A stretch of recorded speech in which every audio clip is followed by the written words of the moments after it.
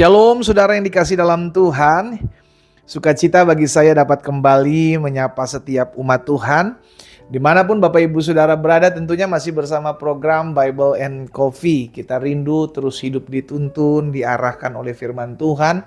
Sehingga ketika kita hidup di dunia yang semakin hari semakin jahat ini, saudara, kita ada pegangan. Ya, orang kalau nggak punya pegangan hidup, jatuh, ya langsung tumbang. Tapi kalau orang punya pegangan hidup, dan pegangan hidupnya adalah firman Tuhan, ketika akan jatuh, Tuhan yang angkat, Tuhan yang tolong kita. Haleluya. Saudara, jika program ini memberkati saudara, saudara bisa bagikan kembali ya kepada umat Tuhan, kepada keluarga, sahabat, sehingga berkat yang kita terima, penguatan, penghiburan yang kita alami melalui firman Tuhan tidak berhenti di kita, tetapi juga boleh dinikmati oleh banyak orang. Haleluya. Nah, saudara, juga saya ingatkan kembali buat setiap umat Tuhan yang memiliki kerinduan, hasrat untuk mengadakan perjalanan rohani ziarah ke tanah perjanjian. Yuk, sama-sama dengan saya tanggal 2 sampai dengan 12 November. Kalau beberapa waktu lalu saya informasikan tanggal 3 sampai 13 November ada perubahan jam terbang, saudara. Dari tanggal 2 kita berangkat sampai dengan tanggal 12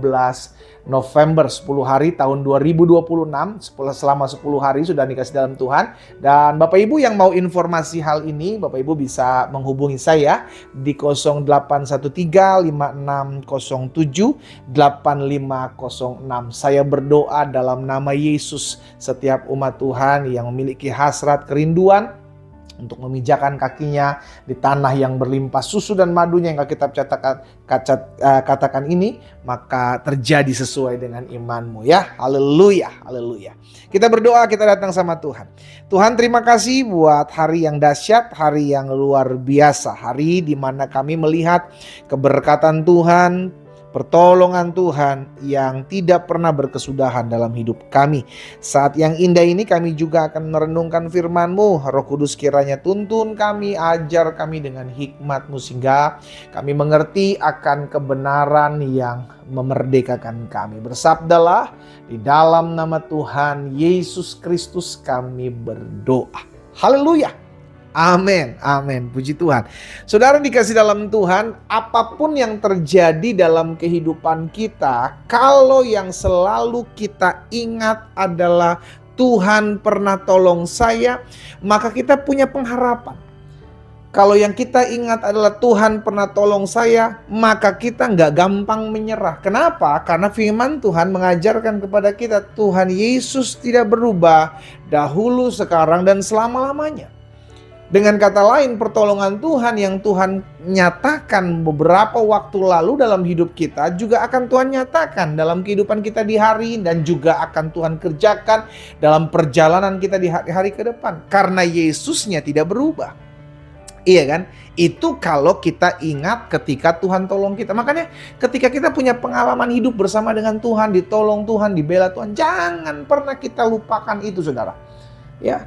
Jangan pernah lupakan, dan jangan juga sebaliknya yang kita ingat bukan karena Tuhan pernah tolong kita, yang kita ingat justru kesalahan-kesalahan orang, yang kita ingat justru orang-orang yang ngeselin, yang kita ingat justru orang-orang yang bikin kita sakit hati, kepahitan. Saudara, hidup kita nggak akan pernah mengalami damai sejahtera sukacita, karena memang Tuhan ciptakan kita otak dan hati untuk menyimpan apa yang baik, bukan apa yang buruk.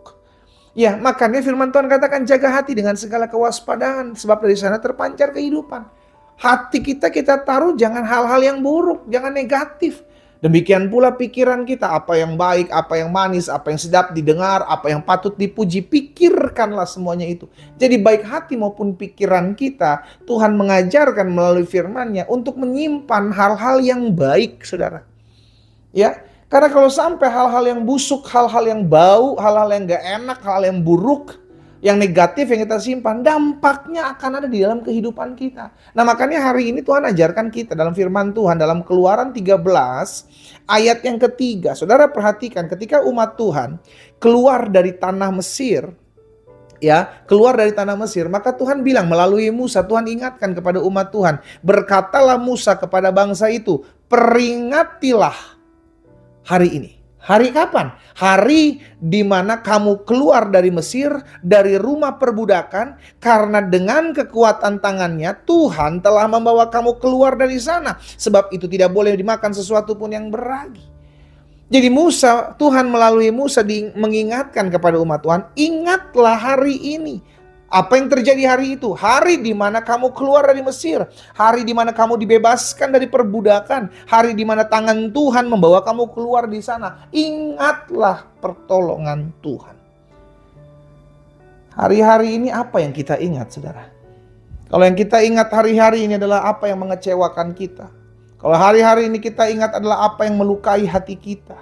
Kalau hari-hari ini kita ingat apa yang negatif, apa yang melemahkan iman, apa yang membuat damai sejahtera kita hilang, dan itu yang kita ingat terus-menerus, saya pastikan keadaanmu akan semakin buruk. Kenapa? Karena itu sampah yang kau bawa di hatimu, yang kau bawa di pikiranmu, yang Alkitab sudah mengajarkan. Jangan simpan kebencian, jangan simpan kepahitan, jangan simpan kekhawatiran, jangan simpan amarah, tapi simpan apa yang baik, karena dampaknya nanti ada dalam keseharian kita. Itu berdampak, saudara. Itu berdampak. Makanya hati-hati sekali ketika kita mulai ingat-ingat orang jahat, ingat-ingat orang yang nyebelin, ingat-ingat orang yang nyakitin hati kita. Pastikan dalam kehidupan kita yang kita ingat adalah Tuhan sudah pernah tolong saya. Dan ketika Tuhan tolong saya, maka Tuhan pasti akan tolong saya di hari kemudian. Tuhan pasti tolong saya di hari-hari ke depan. Tuhan yang tolong saya, Tuhan juga yang jaga rumah tangga saya. Tuhan yang jaga rumah tangga saya, Tuhan juga yang berperkara dalam kehidupan saya. Sehingga saya dapat mengampuni orang yang menyakiti saya. Saya dapat melepaskan pengampunan orang yang mengkhianati, mengecewakan saya. Saya percaya Tuhan tetap Tuhan yang baik. Itu yang kita ingat.